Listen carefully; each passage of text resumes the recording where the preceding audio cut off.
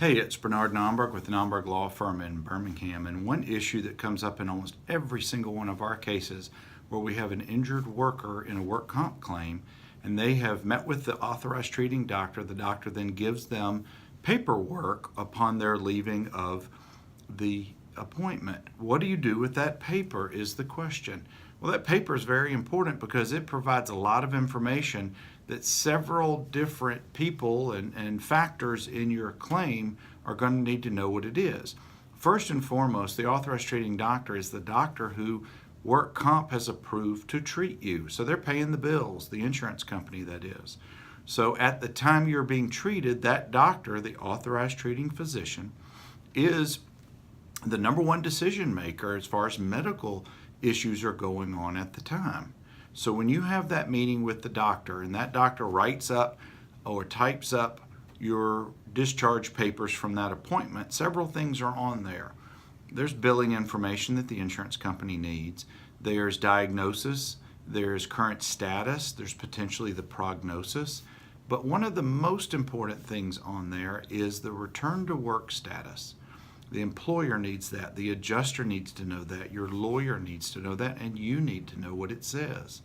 A lot of times, if you're still in medical care, the doctor may not be wanting to expose you to the same elements and situation where you got hurt.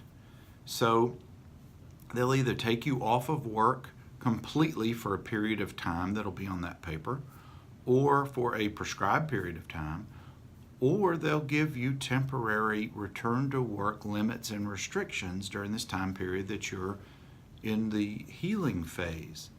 And that's very important because if you don't give that paper to the employer has no idea what your status is. They will assume that you're away from work without a valid reason, and that could be grounds to terminate your employment.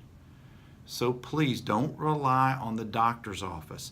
Don't rely on the adjuster.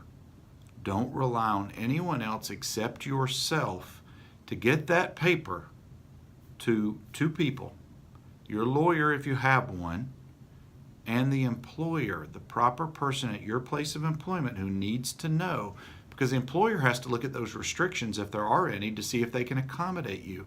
If they can't accommodate your restrictions, then you'll probably still be off work and receiving your weekly or biweekly comp checks.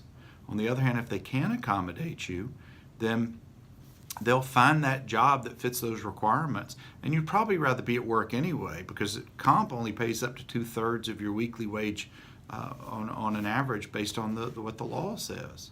So anyway, it does become a stressful time, but we deal with this almost every week. Please give us a call. We can work through it with you and tell you what we need to do to be successful here. 205-930-6900 is our office number. Nomberglaw.com is our website. We can also be found on YouTube, Facebook, and Twitter.